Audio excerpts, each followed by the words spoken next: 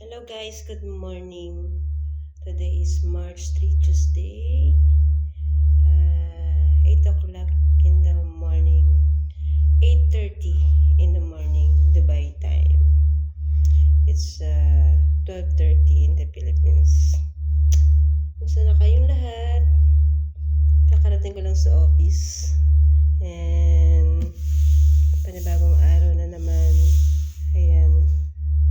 So, I just like to share something for you.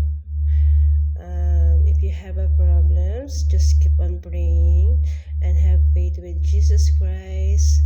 Si Jesus Christ lang ang makakatulong sa lahat ng ating mga problema sa buhay. Thank you. Thank you. Okay. Good morning, guys. Have a blessed day.